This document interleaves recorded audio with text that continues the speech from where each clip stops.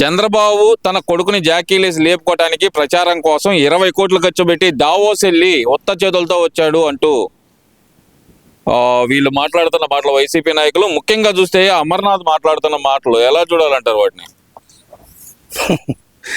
Davos వెళ్ళింది పరిశ్రమలు తీసుకురావటం కోసం, లక్షల కోట్ల పెట్టుబడుల కోసం వెళ్ళారు. ఆయన వయసు 74.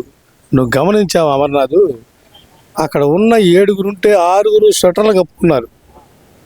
అందరు కుర్రోళ్ళే. 74 ఏళ్ళ వయసులో ఉన్న పెద్ద ఆయన సింపుల్ ప్యాంటు షర్ట్ మీద ఉన్నాడు. ఆయన స్టామినా అది. నీలాగా ఇంట్లో కూర్చొని -2 డిగ్రీలు 3 డిగ్రీలు ఉంటుందంట, మేము వెళ్ళలేము, సరే నీళ్ళు పోసుకోవాలంటే ఇబ్బంది అనేవాడు కాదు. అసలు పరిశ్రమల గురించి మాట్లాడతాను, నీకు అర్హత ఎక్కడుందా గాడు?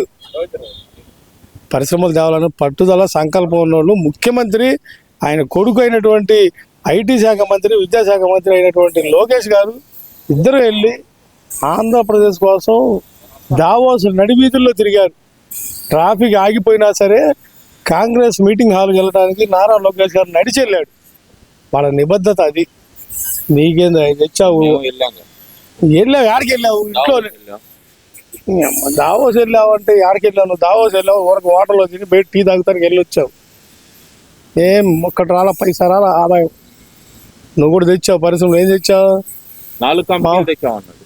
తెచ్చాడయ్యా. మామిడి తాండ్రా, అల్లం పేస్టు, చిన్నులపాయలు, మామిడి తాండ్రా అయ్యా.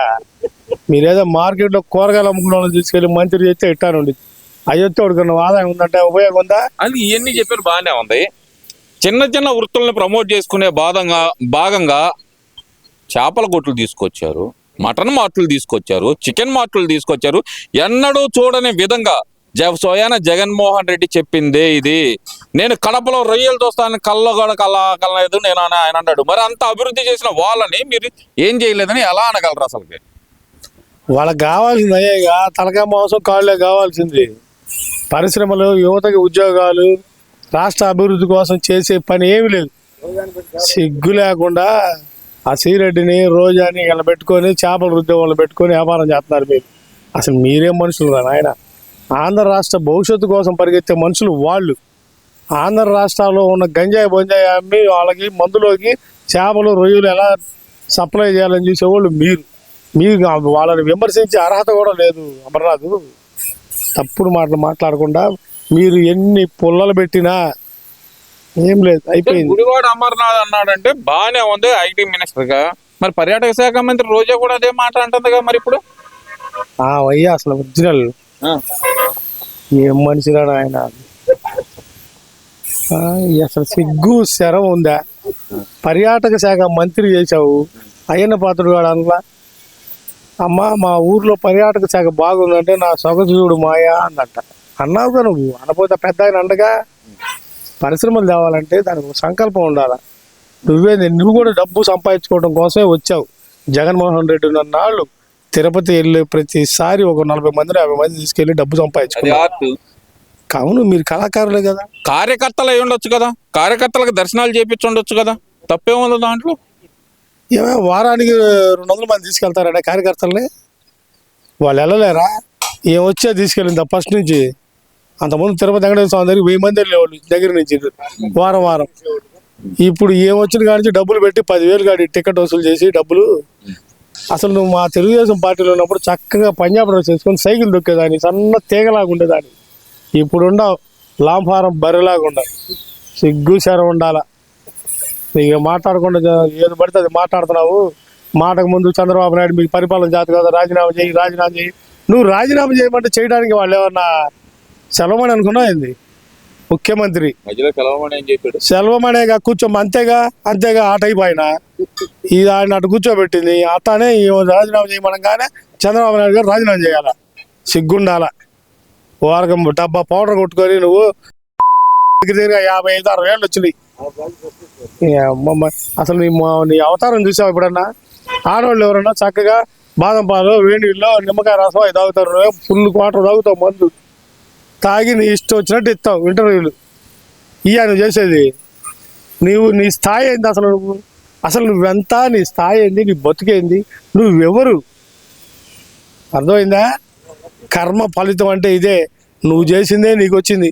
నువ్వేదో ఊర కాసేపు మాట్లాడితే డబ్బులు ఇస్తాడు చంద్రబాబు నాయుడు, నారా జగన్మోహన్ రెడ్డి డబ్బులు ఇస్తాడు అనుకున్నాడు. ఆడే డబ్బుల్లో చస్తున్నాడు ఇప్పుడు. నువ్వు నీ మొత్తం డబ్బులు లేకుండా ఈడీ అటాచ్మెంట్ చేస్తున్నారు భవిష్యత్తులో. అంటే డబ్బులు లేకుండానే లండన్ వెళ్ళాడు ఆయన. వెళ్ళాడయ్యా, 10,74,000 కోట్లు ఉన్నాయి డబ్బులు. నెల నెల జీతాల కోసం కూడా నువ్వు ఇష్టం వచ్చింది తాకడ పెట్టి డబ్బులు తెచ్చి జనానికి ఇచ్చావు. అమ్మఒడి, చేయూత, ఈ తప్ప నువ్వు చేసింది ఏమైనా ఉందా జగన్మోహన్ రెడ్డి? ఒకసారి ఆలోచించు. బటన్ బటన్ రెడ్డి, నువ్వు మాట్లాడేది పరిపాలన గురించి మాట్లాడు. నేనుంటే అవి వచ్చాయి, నువ్వు ఇంటే నేనుంటే అవి ఇచ్చేవాడు, నువ్వు అవన్నీ ఇచ్చినాడు అయితే నువ్వు ఎందుకు ఓడిపోయావు చెప్పు? ఎందుకు ఓడిపోయావు? రోజా అంటుంది నిన్న నేను మంచి చేసి ఓడిపోయాను. మంచి చేసి వాడు ఓడిపోతాడా?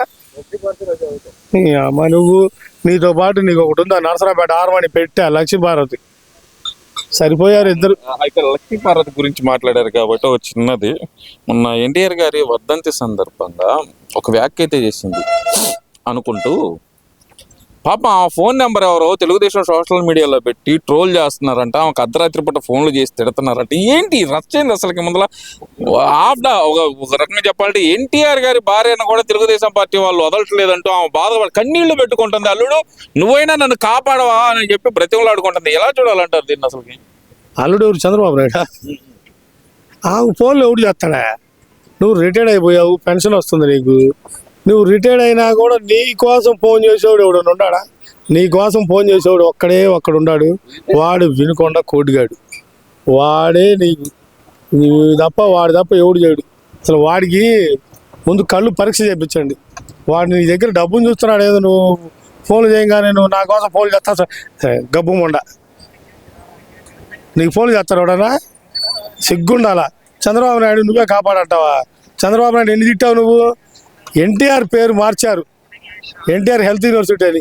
నోరు మూసుకొని ప్రతిపక్షం జగన్మోహన్ రెడ్డి అమ్మటుండి మాట్లాడేవాళ్ళు. మా ఆయన అంటావు. నీ ఆయన ఎట్టవుతాడు అసలు? సిగ్గుండాలా? నువ్వు పెద్దదానివి, మూసుకుంటే విలువగుండిద్ది. నువ్వు విలువ లేకుండా మాట్లాడేవనుకో అసలు నీకు రాజకీయాలతో నీకేం పని అమ్మా? నీకు ఎన్టీఆర్ చనిపోయాడు, ఇంట్లో ఉండు, కృష్ణారామ అనుకో, ప్రశాంతంగా ఉండు. నువ్వేదో ఆయిల్ కోకలు 4 కట్టుకొచ్చి మా అయ్య, మా అబ్బాయి, మా తమ్ముడు, మా అయ్య ఏంది జగన్మోహన్ రెడ్డి సపోర్ట్ చేస్తావు? వాడిని ఏం బొచ్చు కూడా ఇంటికి కూడా నీకు తీసుకొచ్చి వాళ్ళ అమ్మ చెల్లెల్ని ఎలగొట్టాడు.